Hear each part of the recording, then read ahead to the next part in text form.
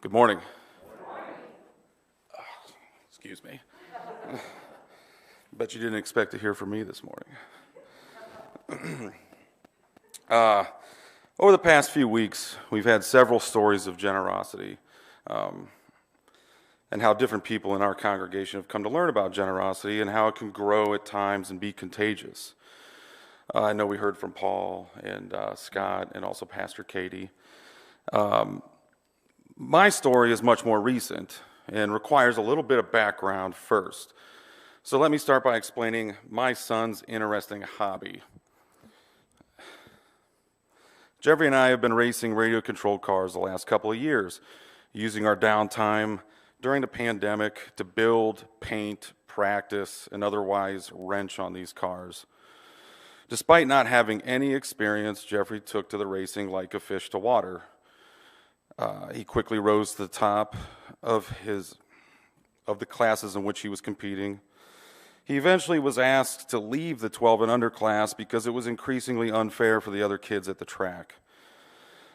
Once he began racing and beating the adult racers, Magic Hobbies in Strasbourg stepped in and decided to make him a sponsored team driver. So with a newfound sense of confidence and the title professional RC driver attached to his name, we spent many, many long weekends traveling the country to compete in big races this past summer. For instance, the Monster Truck World Finals in North Carolina, which is what you see there, where he was crowned the freestyle world champion in his class. We went to Illinois to compete at the Horizon RC Fest, which you see there with a couple of his monster trucks. And then we also went to Pennsylvania for the Oval RC 12-turn money race, which you see there. The point of all this is I'm trying to paint a picture of just how much racing these cars and trucks means to my son. Every Friday night, Jeffrey and I will compete in a points series at our home tracks, which is alternating between, there's a racetrack in Louisville and Magic Hobbies in Strasbourg.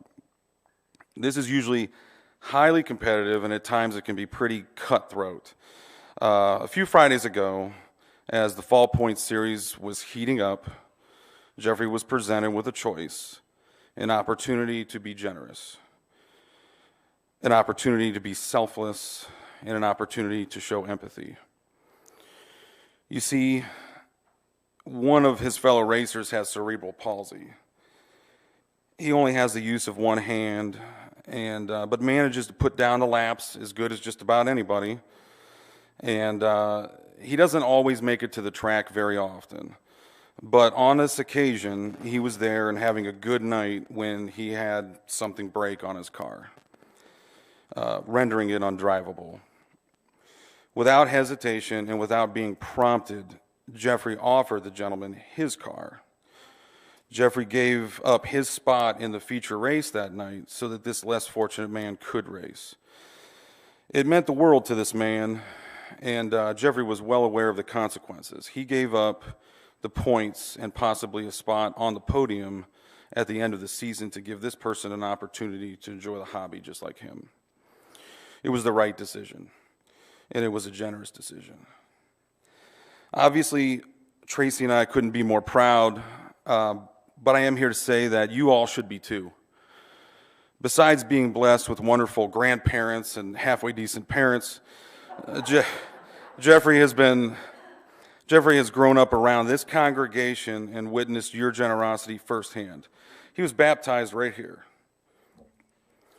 and shown empathy and God's grace by all of you. It was his single act of generosity that stirred me to rethink what we could do for this congregation. So I remember when Tracy and I received our first intent card in the mail from Holy Trinity years ago, asking for dollar amounts, lots of questions, names, blood samples, whatever. For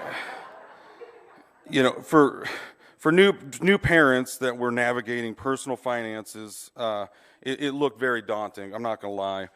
We were nervous because, let's be honest, it looks like a contract, and the fear of not being able to fulfill that promise was weighing on my conscience. So we waited and dwelled on it for a while, which eventually solicited a, we'll say, strong-willed phone call from R.J. Wansick. we did eventually return the card with a minimal number that was pulled out of thin air written on it. But after speaking with my wife and thinking and praying and determining what was best for us, we will be returning our intent card this year on time with a feasible number on it that satisfies our hearts and minds. You see, Jeffrey's simple act of generosity reminded me of how important this congregation was and continues to be to our family. He is proof positive of how all your generosity makes a direct impact, and Tracy and I want to be a part of that impact as well.